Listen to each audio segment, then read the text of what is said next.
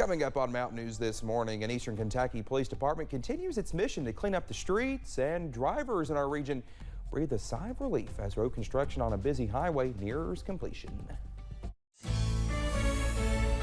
Dedicated to Eastern and Southern Kentucky, this is WYMT Mountain News this morning.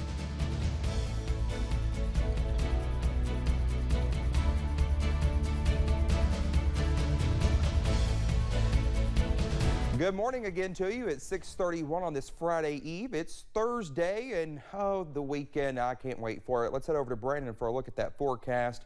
Brandon, dry right now, calm right now, but you know, it's going to rain a little bit later, so you might want to take that rain gear if you head out the door this morning. Absolutely. You pinned everything we wanted to talk about already because it is dry right now, but it will be raining later, probably by the time you get off of work or onto the bus later this afternoon, so just be ready for that. Temperatures this morning, we are running in the 30s, 40s, and 50s. The 60s are a thing of the past for now, but Logan and Monticello, they're close, so just be aware of that. And the wind coming out of the southwest there, you see some pretty decent wind speeds out toward like Owensboro and Nashville, Bowling Green, Carbondale, Illinois. We're going to continue to see that come up through there, and that's going to be ahead of that front. So a normal day on the coffee meter, maybe a little extra if you're down south there in those temperatures where they're in the, or those areas where they're in the 30s for temperatures. 70 later today ahead of the front, then rain pulls into play. Probably be out here pretty quickly in the overnight hours. I think most of us are cleared out by midnight, so we'll have some early chances. And I think we drop into the low 40s, but some sheltered valleys can get into the upper 30s, especially if those clouds clear out. Dakota? All right, Brendan, thank you. The hearing for an officer involved in the death of Breonna Taylor continues. Miles Cosgrove is fighting to get his job back. Wednesday marked the second day of the Merit Board hearing for the former LMPD investigator. Interim police chief says she took the stand, hitting on several key points, including how he broke basic new recruit policy, and in each interview said he could not see or hear anything. Well, authorities are working to identify human remains found in Wayne County. Now, the coroner says they were found last night in a remote area off of Highway 92 near the Oil Valley community. Officials say it is too early to tell if they are a man or woman. The coroner also does not know the cause of death. An endangered child alert continues for a missing Kentucky 3-year-old. Amanda Ennis says she dropped her son Noah off with his father, Jacob Clare, in Gatlin, Tennessee, Friday. On Saturday, she found out that Claire's 16-year-old niece had written letters saying she was running away, potentially with her uncle. Ennis has not been able to contact him since. She and Claire both live in Beaver Dam, Kentucky. The Pikeville Police Department continues its mission to clean up the streets. Officers arrested 9 people yesterday as part of a drug roundup, working together after months of investigating to shine a light on those people they say are trafficking things like heroin and fentanyl in the area. The roundup required planning and safety precautions, as officers say every call to battle drugs is a reminder of Officer Scotty Hamilton, who was killed in the line of duty trying to do the same. He was very well trained, a very professional police officer. But when you get ambushed, it's hard to defend against somebody hiding with a gun, specifically with a weapon. So we think that, you know, we don't want to get hurt, and we want to go home to our families, and we want everybody else to go home to their families. Pikeville Officer Tony Kahn says the mission is to keep families in the community safe from those, in addition to the officers who are working to eradicate the epidemic. In late October, a Salyersville City Councilman used a racial slur during an open meeting.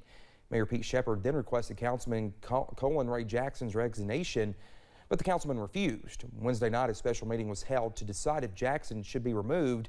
Our Zach Hawk was at the meeting to hear Jackson's defense and learn his fate. So that will be a unanimous vote for removal of Councilman Jackson from his position as City Councilman. The Salyersville City Council voted to remove Councilman Colin Ray Jackson on Wednesday.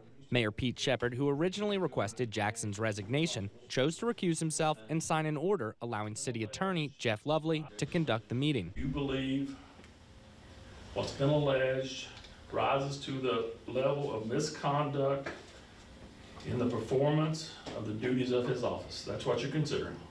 That's what you're voting on. Councilman Jackson asked questions and offered a statement in his defense. Who's charging me? The mayor, or the judge executive, Matt Warner, or all city council members and fiscal court? No public comment was allowed, and the council deliberated in private without Jackson, Shepard, or Lovely. I was hoping they'd make that decision. I think it was the right decision. It was what was recommended by the Kentucky League of Cities that we do is go through this hearing, and I thought that the charges for misconduct were correct, and that the council should react and vote the way they did. Jackson may appeal the decision in circuit court, which he said he intends to do. In Salyersville, Zach Hawk, WYMT Mountain News. Well, during the executive session, one of the council members, Herbert Holbrook, tendered his resignation to the mayor. He offered no explanation, and the city attorney made the announcement before the vote was held. Mayor Pete Shepard told us that he is glad to have this incident behind them and is looking forward to a competitive grant process for major renovations in town. Governor Andy Beshear says a digital customer service company will add 300 jobs in Montgomery and Mercer counties. As a part of a $500,000 investment to expand operations in Kentucky, the governor says Helpware will create 150 jobs at its new Harrodsburg office. It will also create another 150 positions in Mount Sterling, where it opened operations in 2020 and currently employs 25 people. Drivers in Perry County are rejoicing after all lanes of traffic were reopened on Highway 15. The project from Hazard to Bonnyman started several years ago. Crews removed all permanent lane closings, ending major road work on one of the region's busiest highways. This is something that the community has dealt with for a long time. We have preached from the start of it, short-term pain for long-term gain. And now we think that pain's over, and we think that drivers are really going to enjoy the smooth ride and the safer ride and the quicker trip. HB Elkins says they hope to have the project marked as completely finished by the summer of next year. Work began back in 2016. A busy intersection in Pulaski County is getting a major makeover. Construction is well underway to completely redo the traffic patterns at the Kentucky 80 and 461 intersection in Pulaski County. Deadly crashes in the area resulted in planning several years ago that culminated in the awarding of a major grant to help fund the nearly $50 million project. When finished, drivers coming from Somerset will stay on a new 4-lane highway when heading to Mount Vernon and take an exit ramp going to London. You know, when you take that and you combine it with the congestion that's through there, you know, we've got a lot of industries that are building up, especially in the Valley Oak Complex area. Well, the project is expected to be finished by June of 2023, barring any major weather unforeseen delays. Roughly 3 miles of the project includes a new 4-lane 461 between Buck Creek and 80. While adding a furry companion to your home is exciting, animal shelter staff across our country and here in Eastern Kentucky say it is important you do not forget or pass on our senior furry friends. Our Vivica Grayson shares why. Just like humans, our furry friends age. They do need to have constant testing in the sense of, you know, a vet looking at them more often to make sure that they're staying healthy, some blood work, maybe some special foods, but it outweighs the cost with having a best buddy. But while a normal part of life, staff at the Harlan County Animal Shelter say senior animals are often left behind.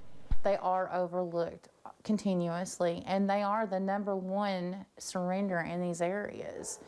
And it's really sad. At times, these animals have come from unfortunate situations, like Susie Q, whose owner passed away. Susie Q is more of a hospice situation.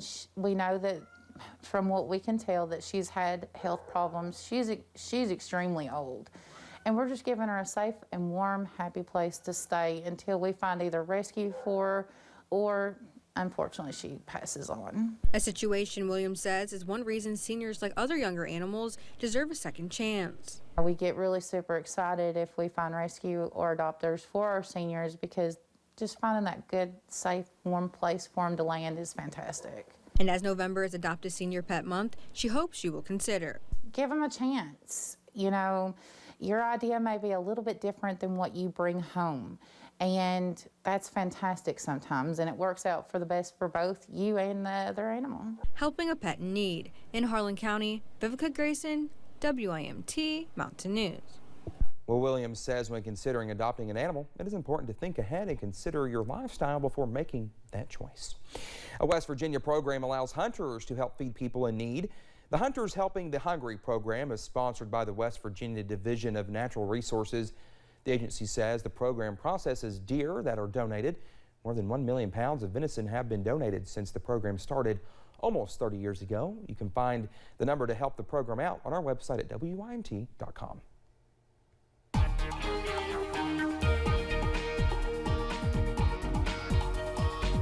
Coming up on 641, and we see temperatures all over the place this morning, from 37 in Jonesville to 39 in Middlesboro, back to 61 in Logan and 59 in Monticello. We're all over the place this morning, 30s, 40s, 50s, and 60s there as your outdoor suspending several basically temperature zones this morning. 70 this afternoon ahead of a cold front on the out the door forecast. We are going to see those rain chances start to roll in as we head a little bit deeper into the afternoon, but we're dry for now. Enjoy that and enjoy the warmth because it's going to be breezy. Winds out the southwest could gust to the 25 miles an hour at times. Dakota?